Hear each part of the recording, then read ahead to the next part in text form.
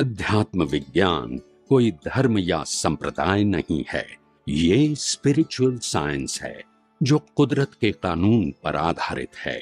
ये विज्ञान पूरे ब्रह्मांड के सभी रहस्यों को उजागर करता है और जीवन के सभी पहलुओं को समझने के लिए एक नई दृष्टि देता है। इसी को आर्ट ऑफ विजन कहते हैं, दुनिया को देखने की एक नई दृष्टि, जो अध्यात्म विज्ञानी परम पूज्य स्वामी श्री कमलेशानंद जी के निर्देशन में सनातन सत्य का अनुसंधान कर हमारे जीवन को प्रकाशित करे। जय सच्चिदानंद। ये लास्ट बात में मातृगृह में स्पर्श वेदन का अनुभव कौन करता है? लास्ट बात में मातृगृह में स्पर्श वेदन का अनुभव कौन करता है? स्पष्ट वेदन का अनुभव स्पष्ट वेदन का अनुभव आत्मा ही करेंगे, क्योंकि मातृगृह में क्योंकि अहंकार तो है नहीं। क्या नहीं है? अहंकार नहीं। जब स्पष्ट वेदन होता है, स्पष्ट वेदन का मतलब ही आत्मा का अनुभव। उस समय अज्ञान नहीं है, अहंकार नहीं है। शरीर और आत्मा दो ही चीज है, दोनों ही रहते, दो ही चीज है। आत्मा को खुद का अनुभव हो जाता है क्योंकि अहंकार नहीं है, क्योंकि अज्ञान नहीं है। और शरीर तो कुदरत का है, वो चलाएगी, वही चलाएगा। मगर बीच वाला जो अहंकार है वो नहीं रहेगा, प्रतिशत में नहीं रहेगा। नहीं रहेगा। तभी तो स्पष्ट वेदन होगा ना। सही। अज्ञान है वहां तक स्पष्ट वेदन नहीं होता।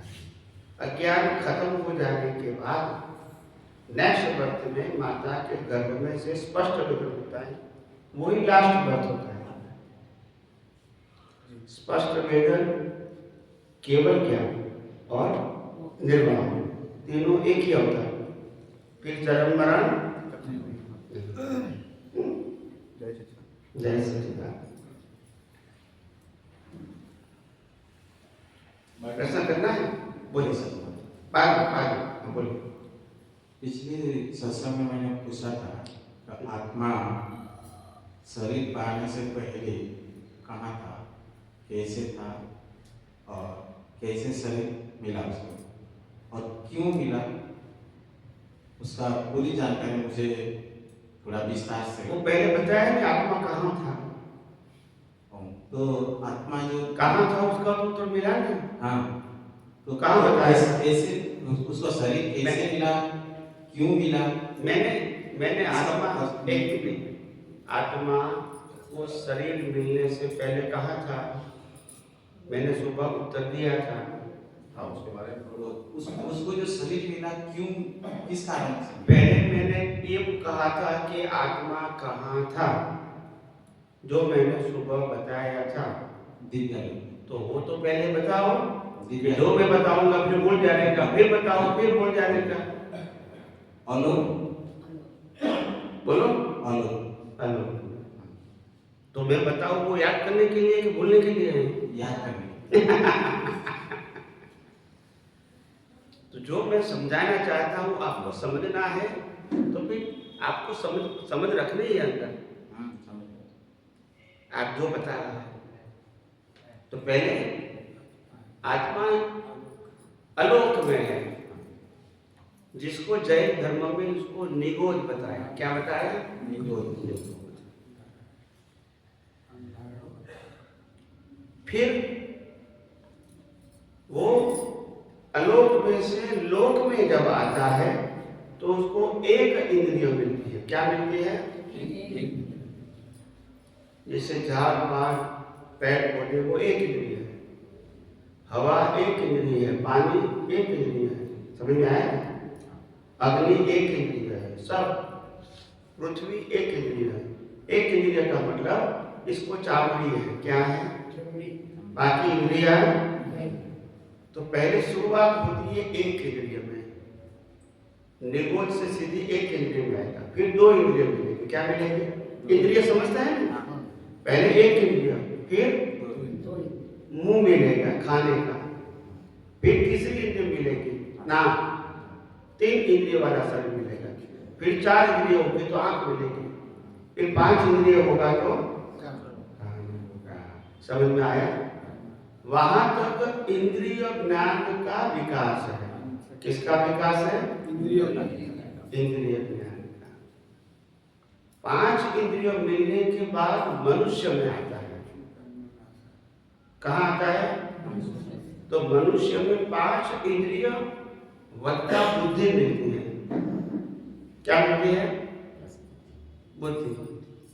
और बुद्धि मिलते ही स्वतंत्रता शुरू होती है। और जैसे ही स्वतंत्रता मिली तो कर्म बंध चालू हो गया। सत्ता मिली ना, तो अभी भाव करते हैं कि मेरे को ये चाहिए, ये नहीं चाहिए, ये ज्यादा चाहिए, इसमें सुख लगता है, इसमें दुख लगता है। आप समझे ना? तो बुद्धि के आधार से फिर मनुष्य भाव में पहली बार आने के बाद कर्म बंध शुरू होता है। उससे पहले कर्म बंद होता नहीं। कुदरती क्रम से एकेंद्रिय से पंचेंद्रिय, और पहली बार मनुष्य भी अपने आप आता है। मनुष्य में आने के बाद, बुद्धि मिलने के बाद में जो जन्म मरण होते हैं वो कर्म फल स्वरूप होते हैं। फिर वो मनुष्य में से मनुष्य बन सकता है, मनुष्य में से प्राणी में जा सकता है, मनुष्य में से नरक भी जा सकता है, और मनुष्य में से देवगति भी जा सकता है।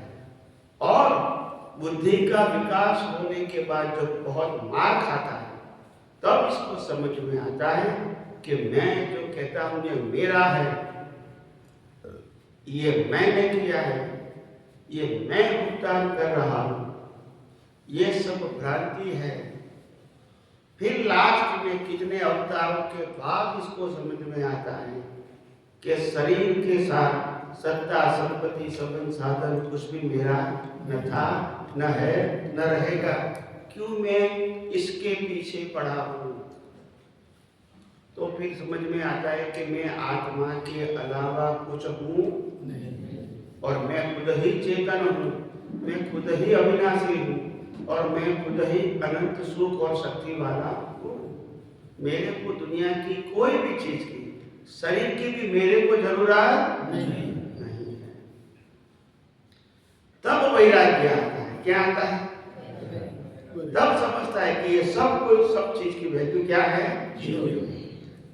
फिर रहे या न रहे, मेरे को राग द्वेष करने की जरूरत नहीं। फिर उनको ज्ञान मिलते हैं, मुक्ति का मार्ग मिलता है, और थोड़े अवतार में उसको मुक्ति भी मिल जाती है, या जन्म मरण के चक्कर में से मुक्त हो जाता है।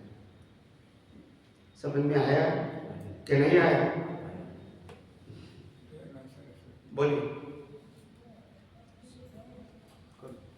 अभी इसको दे दो, अभी भाई को दे दो।